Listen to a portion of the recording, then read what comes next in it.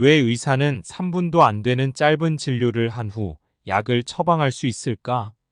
정말 감기약을 먹으면 감기가 낫는 걸까? 두통약을 먹어도 왜 계속 아플까?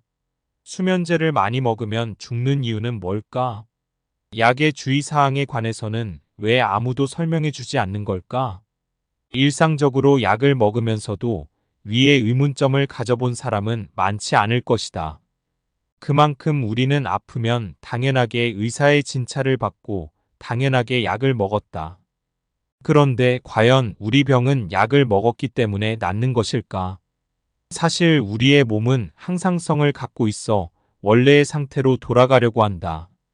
아무것도 하지 않고 쉬기만 해도 감기나 두통은 쉽게 낫는다. 그런데 그런 반응을 약으로 억누른다. 그러면 병은 낫지 않고 사람들은 더 많은 약을 더 오래 먹는다. 그렇게 일상적으로 약을 먹다 보면 우리 몸 안에 내성이 생긴다. 내성이 생기면 약이 잘 듣지 않아 복용량이 점점 늘어간다. 그 결과 결국엔 약물 중독에 빠지기도 한다. 이번 영상에서는 약 먹으면 안 된다라는 책을 소개한다. 저자는 약은 정말 병을 낫게 하는가라는 의문점을 품고 우리가 일상적으로 사용하는 감기약, 두통약, 진통제, 변비약, 안약 등을 직접 구매하여 성분을 살펴보고 이 약의 부작용을 파헤친다. 여러 양심 있는 의사들의 말을 빌려 약의 부작용과 해로움을 알려준다. 그리고 저자는 약의 비판에 그치지 않고 이런 약 대신 우리가 스스로 몸을 치유할 수 있는 방법을 알려준다. 이 책은 현대인이라면 누구나 하나쯤은 갖고 있다는 감기, 우울증, 두통, 수면장애, 비만, 고혈압 등의 여러 질병에 관련된 약을 구성 성분, 작용과 부작용, 약을 대체할 수 있는 방법 등을 자세하게 서술하고 있다. 책 속으로 들어가 보자. 인류만큼 병을 앓는 동물은 없다. 약을 먹으면 안 된다. 이 한마디에 아마 99%의 사람은 눈을 크게 뜨며 말문이 막히리라. 기가 막혀 다음엔 무슨 말을 하는 거야 당치도 않아. 라며 분노가 치밀어 오를 것이다.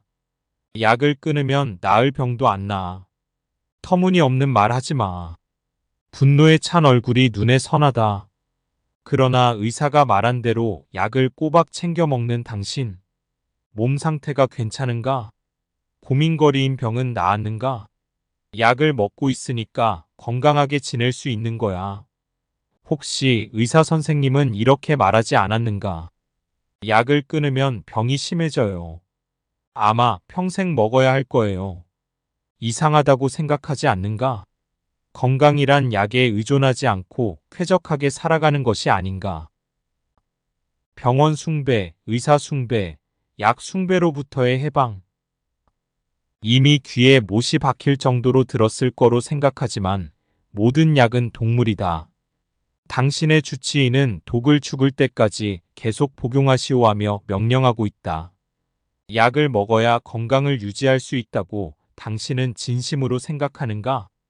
오슬러 박사의 말을 상기하길 바란다. 야생동물은 암, 심장병, 당뇨병, 고혈압, 우울증, 노이로제가 없다. 그들은 건강하고 우아하게 살고 있다. 그에 비해 만물의 영장인 인류는 어떠한가? 이제는 입에 올리는 것도 한심스럽다. 아무튼 지구에서 인류만큼 병을 앓는 동물은 없다. 야생동물은 아프지 않다. 왜냐하면 병원에 가지 않고 약을 먹지 않기 때문이다. 이 책에 깜짝 놀랄 만한 건강하고 쾌적하게 장수를 즐길 수 있는 비결을 적었다.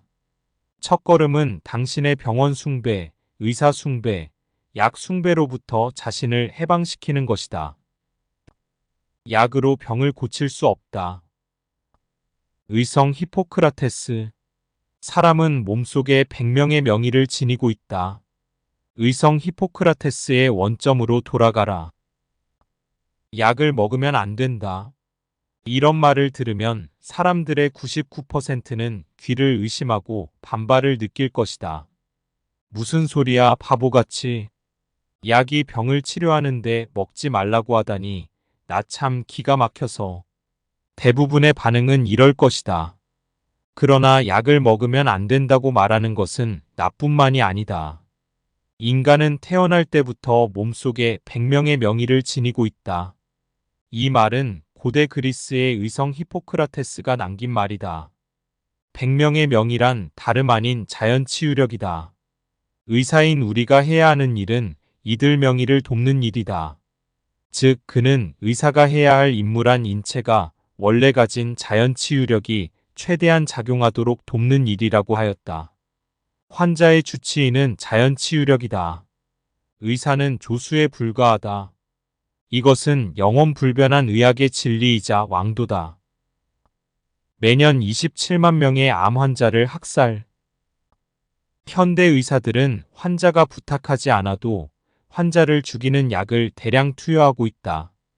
대표적인 예가 맹독 항암제를 사용한 암 치료다. 항암제의 강한 독작용으로 독살된 희생자는 매년 암 사망자 34만 명의 약 80%인 27만 명으로 추정된다. 의사가 저지른 업무 상과실치사 및 살인행위의 중범죄인데도 단 한 명의 의사도 구속되지 않는다. 병원이라는 이름의 도살장 앞에 순종하는 양처럼 지평선 끝까지 긴 행렬을 만들고 있는 무지한 환자들에게 진실을 알려야만 한다. 자연치유력. 가르치면 의사도 약국도 밥줄이 끊긴다. 자연치유력을 배우지 않는 의학부. 당신은 믿을 수 있는가? 대학의학부에서는 자연치유력을 배우지 않는다. 자연치유력에 관한 강좌는 전혀 존재하지 않는다. 나는 놀라 왜 대학의학부에서 자연치유력을 가르치지 않는 거죠? 라고 고명한 의학 박사인 모리시타 게이츠 씨에게 직접 물었다. 자연의학의 권위자인 박사는 박장대소하며 이렇게 대답했다. 그거야 당연하죠. 환자를 그냥 내버려둬도 자연히 낫는다고 가르쳐 보세요. 의사도 약국도 밥줄 끊겨요. 너무나 시원스런 답변이라 맥이 빠지고 말았다. 박사는 지금 현대의학과 결별하고 자연의학의 왕도를 유연히 걷고 있다. 의학부에서 자연치유력을 가르치지 않을 뿐만 아니라 의학사전에도 자연치유력은 실려있지 않다. 나는 시험 삼아 바로 옆에 있는 의학대사전에서 자연치유력을 찾으려다 깜짝 놀랐다. 아예 항목이 없다. 이 일본 굴지의 의학사전에는 놀랍게도 치유라는 항목조차 없다. 현대의학에서는 치유의 개념을 아는 것조차 허락하지 않는다는 사실에 나는 암담했다. 항상성. 몸은 항상 정상으로 돌아가려 한다. 몸은 스스로 치유한다. 히포크라테스가 말하는 100명의 명의란 무엇일까? 그것은 글자 그대로 생체가 스스로 자연스럽게 치유되는 힘이다. 자연치유란 생체가 혼자서 정상 상태로 돌아간다는 것을 의미한다. 그 구조를 항상성이라고 부른다. 간단히 말하면 생명은 항상 정상으로 돌아가려고 한다. 이것은 대단한 일이다. 누가 정상으로 되돌려주는 걸까? 당신도 나도 아니다. 그것은 바로 대자연이 이룩해낸 결과다. 이런 기적의 힘을 고대인부터 현대인까지 모두 신이라고 부른다. 기적의 메커니즘도 아주 조금씩 밝혀졌다. 포유류에서 항상성은 자율신경과 내분비선이 주체가 되어 이루어지고 후에 정신 내부의 균형에도 똑같이 작용한다. 우리의 몸은 내버려둬도 정상으로 되돌아간다. 이것은 우주의 진리다. 아플 때 작용하는 항상성이 바로 자연치유력이다. 병은 내버려둬도 낫는다. 몸은 그렇게 만들어져 있다. 몸은 스스로 낫고 싶어 한다. 약의 역증요법은 병을 만성화시킨다. 원래 치료란 히포크라테스가 말한 것처럼 자연치유력을 강화시켜주는 방향으로 작용해야 한다. 하지만 약물요법은 진자를 인력의 반대 방향으로 되돌리려 한다. 왜일까? 약물요법은 증상만 보기 때문이다. 이것은 약물요법의 치명적인 결함이고 현대의학의 근본적인 문제이기도 하다. 예를 들면 감기 환자가 열이 나면 약을 투여하여 열이라는 증상을 없애려고 한다. 기침이 나면 기침을 멈추게 한다. 콧물이 나면 콧물을 멈추게 한다. 마치 두더지 잡기처럼 하나하나 약을 투여하여 잡아간다. 약물요법은 증상에만 대응한다. 그래서 대증요법이라고 부른다. 본래 증상이란 몸이 회복하고 있다는 증거다. 그것을 반대로 밀어내서 역증요법이라고도 한다. 원래 상태로 되돌리려 하는 진자에 제동이 걸려 진자는 기운체로 고정된다. 생체에 갖춰진 항상성 유지 기능이 억제된 것이다. 인력이 투약이라는 브레이크로 멈췄다. 증상은 사라진 것처럼 보이지만 병은 낫지 않고 자연 치유력이 사라져 병을 고치지 못한 채 시간만 보낸다. 결국 원래라면 바로 나았을 급성병이 만성병으로 변한다. 약의 공포는 이것만이 아니다. 다양한 부작용이 환자를 덮친다. 약의 진짜 공포는 부작용이라고 할 수 있다. 약이 듣지 않는다. 약의 내성이 생겨 점점 투여량이 늘어간다. 항암제를 무력화시키는 반항암제 유전자. 약물 내성의 가장 큰 비극은 항암제 치료다. 암세포도 약에 대한 내성을 획득한다. 맹독 항암제를 투여하면 독성 때문에 10명 중 1명 정도는 암 종양이 축소된다. 제약회사는 이것을 잘 듣는다. 고 주장하여 의약품 인가를 억지로 따낸다. 그러나 암세포는 자신의 반항암제 유전자를 금세 변화시켜 항암제의 독성을 무력화시킨다. 그뿐만 아니라 암세포 자체가 난폭해져 맹렬하게 번식한다. 또한 일단 축소된 암 종양도 5에서 8개월 사이에 원래 크기로 되돌아가고 만다.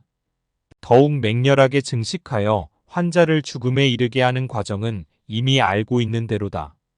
항암제 투여가 오히려 암을 악화시켜 환자의 목숨을 빼앗는다.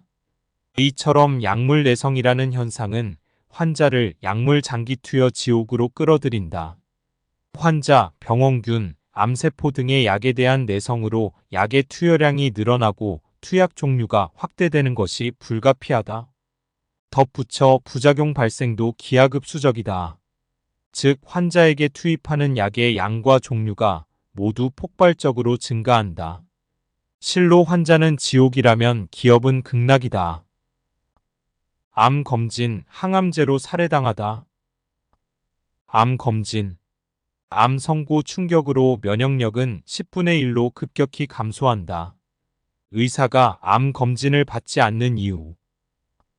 아보 도오루 교수는 암 검진을 받지 않는다고 딱 잘라 말한다. 물론 가족에게도 검진을 권하지 않는다. 첫 번째 이유는 암을 발견하면 수술, 항암제 치료, 방사선 치료 같은 치료로 인해 꼼짝 못하기 때문에, 두 번째 이유는 정기적인 검사 자체가 스트레스이므로, 세 번째 이유는 매번 이번에는 괜찮았지만 다음엔 어떻게 될까 하며 검사 때마다 불안과 마주하는 것이 스트레스이기 때문이다. 이런 행동을 반복적으로 하면 결국 암에 걸릴 것 같은 심리가 강해진다고 한다. 아보 교수는 평소 암에 걸리고 싶으면 암 검진을 받으세요. 암보험에 가입하면 더욱 완벽하지요라는 말을 자주 한다. 아보 교수는 면역혁명이라는 책으로 유명하다. 이 책에서 자율신경의 긴장이 면역력에 영향을 미친다는 자율신경 이론을 전개하고 있다. 불안, 공포 등은 교감신경을 긴장시키는데 이때 암과 싸우는 림프구가 급격히 감소한다. 암 선고로 환자는 불안의 구렁텅이로 떨어진다. 불안, 공포, 우울증 등의 정신 상태에 비례하여 암세포를 공격하는 NK세포도 급격히 감소한다. 정신력은 면역력과 직결된다. 이 그래프는 암을 진단하고 남은 생애를 알려주면 NK세포의 면역세포가 약 10분의 1로 급격히 감소하고 암은 10배 증가한다는 사실을 보여준다. 오히려 암세포가 10배나 증가한다. NK세포가 10분의 1로 감소하면 암세포는 약 10배 증가한다. 그러나 암 검진을 받고 의사가 암이라고 말하는 순간 환자의 정신력은 실제로 10분의 1 이하로 급격히 감소한다. 환자의 약 10%는 암 선고로 정신적 충격을 받아 심각한 우울증에 빠진다. 충격에서 벗어나지 못한 채 불안과 공포에 시달린다. 면역력이 약 10분의 1로 떨어지면 암세포는 폭발적으로 10배나 증가한다. 또 약 40%가 적응장애로 일상생활에 복귀하지 못한다. 이 사람들도 불안과 공포의 스트레스로 암세포가 증가한다. 최악의 경우에는 약 50%가 우울증과 적응장애로 불안과 고뇌의 나날을 보내게 되고 암은 날이 갈수록 나빠진다. 의사의 한마디가 수많은 암 환자를 대량 생산한다. 이런 의미에서 암은 병원에서 얻는 병이라고 할 수도 있다. 의사의 암 선고는 사형 선고다. 검사에 대한 두려움이 병이 된다. 아보 선생님은 검사를 거의 받지 않는다. 혈압도 재지 않는다. 하루에 3번이나 혈압을 재는 60대 여성의 전화를 받고 조언하면서 검사가 더 싫어졌다. 여성은 생활이 곧 혈압 측정일 정도로 궁지에 몰려 있었다. 내게 전화를 건 것도 하루 3번으로는 불안해서 조조고혈압과 가면고혈압이 있다는데 선생님 도대체 혈압은 하루에 몇 번 정도 재면 되나요? 라고 묻는 것이었다. 그때 혈압을 재는 것은 얽매임의 세계에 들어가는 것이라고 생각했다. 여성에게 우선 3개월간 혈압을 재지 말라고 조언했다고 한다. 건강을 위해 시작한 것이 오히려 자기 자신을 올가매고 있다. 아보 선생님은 그런 사람이 많이 있다고 지적한다. 건강이라는 이름으로 쓸데없는 두려움을 만들어내어 스트레스 때문에 실제로 병이 나는 사람이 제법 많지 않을까. 지옥행 고속열차. 암 치료 도중 내릴 수 없다. 자연사의 80%가 암이었다. 암세포란 잘못된 세포를 말한다. 그러므로 건강한 사람에게도 암이 있는 게 당연하다. 노보리 미키오 의사는 나이가 들어 죽은 노인을 해부하면 80% 이상의 시체에서 암을 발견하지만 사망 원인이 암은 아니었습니다라고 증언한다. 또 게이오 대학 곤도 마코도 의사는 고형암은 6, 7년은 거의 변하지 않는다는 것이 의사의 상식입니다라고 한다. 15명의 위암 환자를 관찰한 결과 종양이 2배가 되는데 걸린 시간은 길게는 8년 7개월이었다고 한다. 한편 현대의 암 치료는 항암제의 맹독성, 방사선의 강한 유해성, 필요 없는 수술로 암 환자의 80%를 죽이고 있다. 매년 사망하는 암 환자 34만 명 중 27만 명은 암이 아닌 암 치료 중 발생한 의료 과실로 사망한다. 틀림없는 업무상 과실치사죄로 형법범죄이지만 한 해에 27만 명을 살해한 의사 중 구속되는 사람은 아무도 없다. 정부나 암학회가 큰 소리로 주장하는 조기 발견, 조기 치료의 정체는 바로 조기 살해다. 암으로 입원하면 항암제, 방사선, 수술의 3대 요법을 받는다. 1990년 미국 정부도 대체요법보다 효력이 없고 위험하다고 딱 잘라 말했다. 이런 사실을 일본의 의사나 환자는 전혀 알지 못한다. 반항암제 유전자의 충격. 미국 국립암연구소의 데비타 소장은 1985년 의회에서 암의 화학요법은 무력하며 암세포는 반항암제 유전자를 변화시켜 항암제 독성의 내성을 가진다는 충격적인 증언을 했다. 더욱이 암세포는 흉폭해지고 심해져 급격히 늘어나기 시작한다. 항암제를 많이 투여한 그룹일수록 빨리 죽는다. 이것은 미국 동부의 20개 대학 의료기관이 참가한 역사상 유례가 없는 항암제 효능 판정 연구의 결론이다. 항암제가 암 환자를 죽이고 있다. 그리고 방사선 치료에 의한 면역력 파괴는 상상을 초월한다. 웃음 마음, 음식을 지도하는 암 선고를. 암 선고를 아래처럼 한다면 환자는 안도하며 웃는 얼굴로 대답할 것이다. 암세포를 발견했지만 걱정할 필요는 없어요. 인간은 갓난아기부터 노인까지 누구나 매일 평균 5,000개나 되는 암세포가 생기니까요. 건강한 사람이라도 몸속에 수백만에서 수억 개의 암세포를 가진 것이 정상이에요. 150년 전 독일의 피르오라는 멍청한 학자가 암세포는 일단 생기면 환자를 죽일 때까지 늘어난다고 주장했는데 무한증식론을 대학의학부에서 지금까지 가르치고 있어요. 바보의사가 바보의사를 대량 생산하고 있는 셈이죠. 암세포가 매일 5,000개나 생겨도 걱정할 필요 없어요.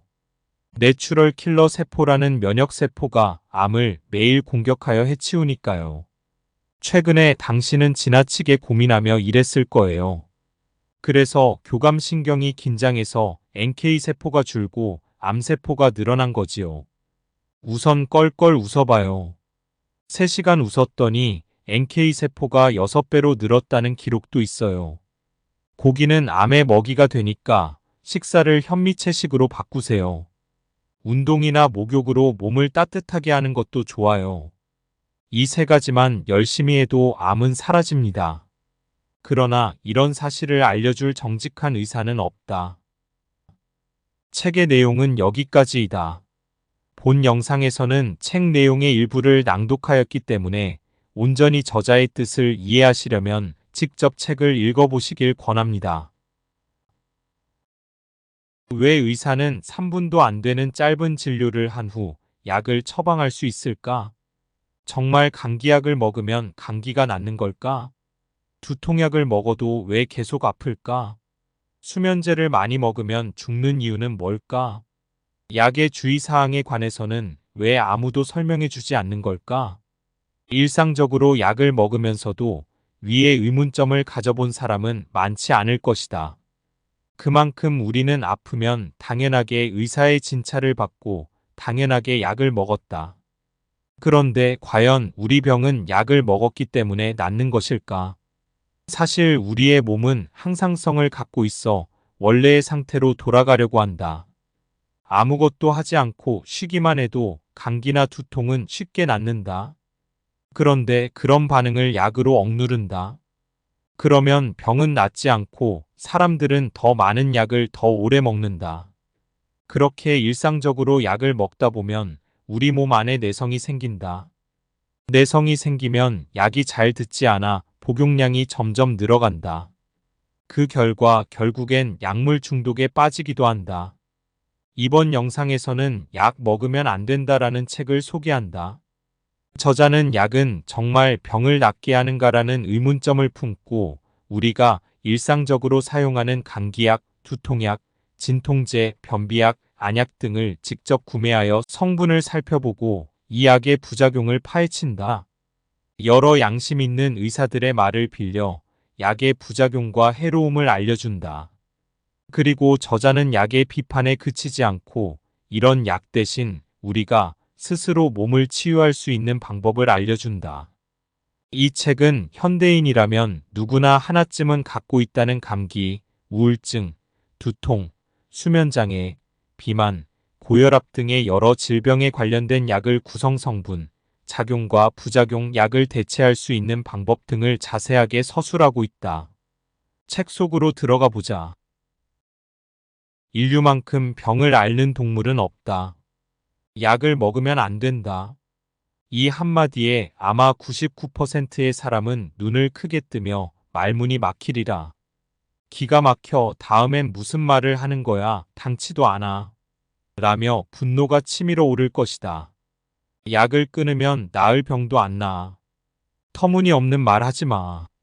분노에 찬 얼굴이 눈에 선하다. 그러나 의사가 말한 대로 약을 꼬박 챙겨 먹는 당신. 몸 상태가 괜찮은가? 고민거리인 병은 나았는가? 약을 먹고 있으니까 건강하게 지낼 수 있는 거야. 혹시 의사 선생님은 이렇게 말하지 않았는가? 약을 끊으면 병이 심해져요. 아마 평생 먹어야 할 거예요. 이상하다고 생각하지 않는가? 건강이란 약에 의존하지 않고 쾌적하게 살아가는 것이 아닌가? 병원 숭배, 의사 숭배, 약 숭배로부터의 해방. 이미 귀에 못이 박힐 정도로 들었을 거로 생각하지만 모든 약은 동물이다. 당신의 주치의는 독을 죽을 때까지 계속 복용하시오 하며 명령하고 있다. 약을 먹어야 건강을 유지할 수 있다고 당신은 진심으로 생각하는가? 오슬러 박사의 말을 상기하길 바란다. 야생동물은 암, 심장병, 당뇨병, 고혈압, 우울증, 노이로제가 없다. 그들은 건강하고 우아하게 살고 있다. 그에 비해 만물의 영장인 인류는 어떠한가? 이제는 입에 올리는 것도 한심스럽다. 아무튼 지구에서 인류만큼 병을 앓는 동물은 없다. 야생동물은 아프지 않다. 왜냐하면 병원에 가지 않고 약을 먹지 않기 때문이다. 이 책에 깜짝 놀랄 만한 건강하고 쾌적하게 장수를 즐길 수 있는 비결을 적었다. 첫걸음은 당신의 병원 숭배, 의사 숭배, 약 숭배로부터 자신을 해방시키는 것이다. 약으로 병을 고칠 수 없다. 의성 히포크라테스. 사람은 몸속에 100명의 명의를 지니고 있다. 의성 히포크라테스의 원점으로 돌아가라. 약을 먹으면 안 된다. 이런 말을 들으면 사람들의 99%는 귀를 의심하고 반발을 느낄 것이다. 무슨 소리야, 바보같이. 약이 병을 치료하는데 먹지 말라고 하다니 나 참 기가 막혀서. 대부분의 반응은 이럴 것이다. 그러나 약을 먹으면 안 된다고 말하는 것은 나뿐만이 아니다. 인간은 태어날 때부터 몸속에 100명의 명의를 지니고 있다. 이 말은 고대 그리스의 의성 히포크라테스가 남긴 말이다. 100명의 명의란 다름 아닌 자연치유력이다. 의사인 우리가 해야 하는 일은 이들 명의를 돕는 일이다. 즉 그는 의사가 해야 할 임무란 인체가 원래 가진 자연치유력이 최대한 작용하도록 돕는 일이라고 하였다. 환자의 주치의는 자연치유력이다. 의사는 조수에 불과하다. 이것은 영원불변한 의학의 진리이자 왕도다. 매년 27만 명의 암 환자를 학살. 현대 의사들은 환자가 부탁하지 않아도 환자를 죽이는 약을 대량 투여하고 있다. 대표적인 예가 맹독 항암제를 사용한 암 치료다. 항암제의 강한 독작용으로 독살된 희생자는 매년 암 사망자 34만 명의 약 80%인 27만 명으로 추정된다. 의사가 저지른 업무 상과실치사 및 살인행위의 중범죄인데도 단 한 명의 의사도 구속되지 않는다. 병원이라는 이름의 도살장 앞에 순종하는 양처럼 지평선 끝까지 긴 행렬을 만들고 있는 무지한 환자들에게 진실을 알려야만 한다. 자연치유력. 가르치면 의사도 약국도 밥줄이 끊긴다. 자연치유력을 배우지 않는 의학부. 당신은 믿을 수 있는가? 대학의학부에서는 자연치유력을 배우지 않는다. 자연치유력에 관한 강좌는 전혀 존재하지 않는다. 나는 놀라 왜 대학의학부에서 자연치유력을 가르치지 않는 거죠? 라고 고명한 의학 박사인 모리시타 게이츠 씨에게 직접 물었다. 자연의학의 권위자인 박사는 박장대소하며 이렇게 대답했다. 그거야 당연하죠. 환자를 그냥 내버려둬도 자연히 낫는다고 가르쳐 보세요. 의사도 약국도 밥줄 끊겨요. 너무나 시원스런 답변이라 맥이 빠지고 말았다. 박사는 지금 현대의학과 결별하고 자연의학의 왕도를 유연히 걷고 있다. 의학부에서 자연치유력을 가르치지 않을 뿐만 아니라 의학사전에도 자연치유력은 실려있지 않다.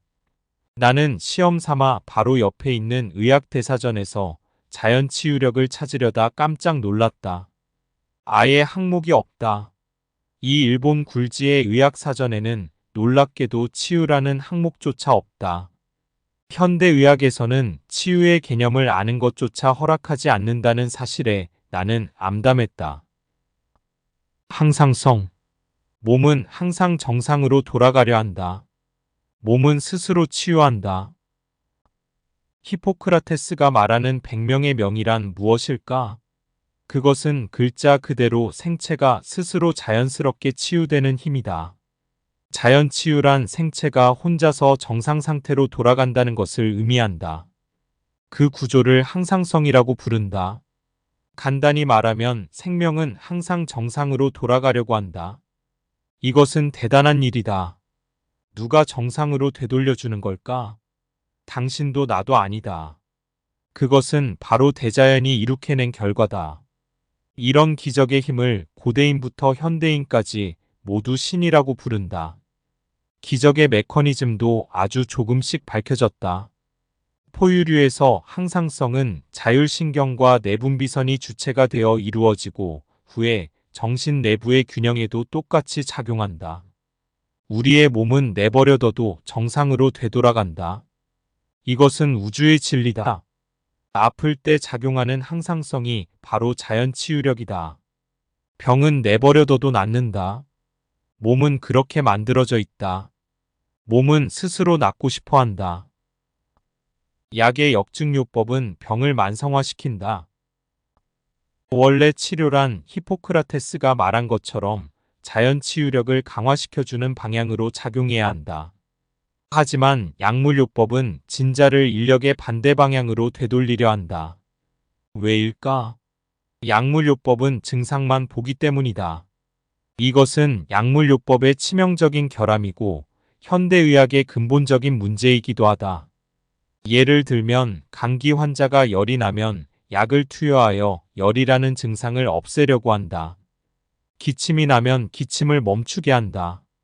콧물이 나면 콧물을 멈추게 한다. 마치 두더지 잡기처럼 하나하나 약을 투여하여 잡아간다. 약물요법은 증상에만 대응한다. 그래서 대증요법이라고 부른다. 본래 증상이란 몸이 회복하고 있다는 증거다. 그것을 반대로 밀어내서 역증요법이라고도 한다. 원래 상태로 되돌리려 하는 진자에 제동이 걸려 진자는 기운체로 고정된다. 생체에 갖춰진 항상성 유지 기능이 억제된 것이다. 인력이 투약이라는 브레이크로 멈췄다. 증상은 사라진 것처럼 보이지만 병은 낫지 않고 자연 치유력이 사라져 병을 고치지 못한 채 시간만 보낸다. 결국 원래라면 바로 나았을 급성병이 만성병으로 변한다. 약의 공포는 이것만이 아니다. 다양한 부작용이 환자를 덮친다. 약의 진짜 공포는 부작용이라고 할 수 있다. 약이 듣지 않는다. 약의 내성이 생겨 점점 투여량이 늘어간다. 항암제를 무력화시키는 반항암제 유전자. 약물 내성의 가장 큰 비극은 항암제 치료다. 암세포도 약에 대한 내성을 획득한다. 맹독 항암제를 투여하면 독성 때문에 10명 중 1명 정도는 암 종양이 축소된다. 제약회사는 이것을 잘 듣는다. 고 주장하여 의약품 인가를 억지로 따낸다. 그러나 암세포는 자신의 반항암제 유전자를 금세 변화시켜 항암제의 독성을 무력화시킨다. 그뿐만 아니라 암세포 자체가 난폭해져 맹렬하게 번식한다. 또한 일단 축소된 암 종양도 5에서 8개월 사이에 원래 크기로 되돌아가고 만다. 더욱 맹렬하게 증식하여 환자를 죽음에 이르게 하는 과정은 이미 알고 있는 대로다. 항암제 투여가 오히려 암을 악화시켜 환자의 목숨을 빼앗는다. 이처럼 약물 내성이라는 현상은 환자를 약물 장기 투여 지옥으로 끌어들인다. 환자, 병원균, 암세포 등의 약에 대한 내성으로 약의 투여량이 늘어나고 투약 종류가 확대되는 것이 불가피하다. 덧붙여 부작용 발생도 기하급수적이다. 즉 환자에게 투입하는 약의 양과 종류가 모두 폭발적으로 증가한다. 실로 환자는 지옥이라면 기업은 극락이다. 암 검진, 항암제로 살해당하다. 암 검진. 암 선고 충격으로 면역력은 10분의 1로 급격히 감소한다. 의사가 암 검진을 받지 않는 이유. 아보 도오루 교수는 암 검진을 받지 않는다고 딱 잘라 말한다. 물론 가족에게도 검진을 권하지 않는다. 첫 번째 이유는 암을 발견하면 수술, 항암제 치료, 방사선 치료 같은 치료로 인해 꼼짝 못하기 때문에 두 번째 이유는 정기적인 검사 자체가 스트레스이므로 세 번째 이유는 매번 이번에는 괜찮았지만 다음엔 어떻게 될까 하며 검사 때마다 불안과 마주하는 것이 스트레스이기 때문이다. 이런 행동을 반복적으로 하면 결국 암에 걸릴 것 같은 심리가 강해진다고 한다. 아보 교수는 평소 암에 걸리고 싶으면 암 검진을 받으세요. 암보험에 가입하면 더욱 완벽하지요라는 말을 자주 한다. 아보 교수는 면역혁명이라는 책으로 유명하다. 이 책에서 자율신경의 긴장이 면역력에 영향을 미친다는 자율신경 이론을 전개하고 있다. 불안, 공포 등은 교감신경을 긴장시키는데 이때 암과 싸우는 림프구가 급격히 감소한다. 암 선고로 환자는 불안의 구렁텅이로 떨어진다. 불안, 공포, 우울증 등의 정신 상태에 비례하여 암세포를 공격하는 NK세포도 급격히 감소한다. 정신력은 면역력과 직결된다. 이 그래프는 암을 진단하고 남은 생애를 알려주면 NK세포의 면역세포가 약 10분의 1로 급격히 감소하고 암은 10배 증가한다는 사실을 보여준다. 오히려 암세포가 10배나 증가한다. NK세포가 10분의 1로 감소하면 암세포는 약 10배 증가한다. 그러나 암 검진을 받고 의사가 암이라고 말하는 순간 환자의 정신력은 실제로 10분의 1 이하로 급격히 감소한다. 환자의 약 10%는 암 선고로 정신적 충격을 받아 심각한 우울증에 빠진다. 충격에서 벗어나지 못한 채 불안과 공포에 시달린다. 면역력이 약 10분의 1로 떨어지면 암세포는 폭발적으로 10배나 증가한다. 또 약 40%가 적응장애로 일상생활에 복귀하지 못한다. 이 사람들도 불안과 공포의 스트레스로 암세포가 증가한다. 최악의 경우에는 약 50%가 우울증과 적응장애로 불안과 고뇌의 나날을 보내게 되고 암은 날이 갈수록 나빠진다. 의사의 한마디가 수많은 암 환자를 대량 생산한다. 이런 의미에서 암은 병원에서 얻는 병이라고 할 수도 있다. 의사의 암 선고는 사형 선고다. 검사에 대한 두려움이 병이 된다. 아보 선생님은 검사를 거의 받지 않는다. 혈압도 재지 않는다. 하루에 3번이나 혈압을 재는 60대 여성의 전화를 받고 조언하면서 검사가 더 싫어졌다. 여성은 생활이 곧 혈압 측정일 정도로 궁지에 몰려 있었다. 내게 전화를 건 것도 하루 3번으로는 불안해서 조조고혈압과 가면고혈압이 있다는데 선생님 도대체 혈압은 하루에 몇 번 정도 재면 되나요? 라고 묻는 것이었다. 그때 혈압을 재는 것은 얽매임의 세계에 들어가는 것이라고 생각했다. 여성에게 우선 3개월간 혈압을 재지 말라고 조언했다고 한다. 건강을 위해 시작한 것이 오히려 자기 자신을 올가매고 있다. 아보 선생님은 그런 사람이 많이 있다고 지적한다. 건강이라는 이름으로 쓸데없는 두려움을 만들어내어 스트레스 때문에 실제로 병이 나는 사람이 제법 많지 않을까. 지옥행 고속열차. 암 치료 도중 내릴 수 없다. 자연사의 80%가 암이었다. 암세포란 잘못된 세포를 말한다. 그러므로 건강한 사람에게도 암이 있는 게 당연하다. 노보리 미키오 의사는 나이가 들어 죽은 노인을 해부하면 80% 이상의 시체에서 암을 발견하지만 사망 원인이 암은 아니었습니다라고 증언한다. 또 게이오 대학 곤도 마코도 의사는 고형암은 6, 7년은 거의 변하지 않는다는 것이 의사의 상식입니다라고 한다. 15명의 위암 환자를 관찰한 결과 종양이 2배가 되는데 걸린 시간은 길게는 8년 7개월이었다고 한다. 한편 현대의 암 치료는 항암제의 맹독성, 방사선의 강한 유해성, 필요 없는 수술로 암 환자의 80%를 죽이고 있다.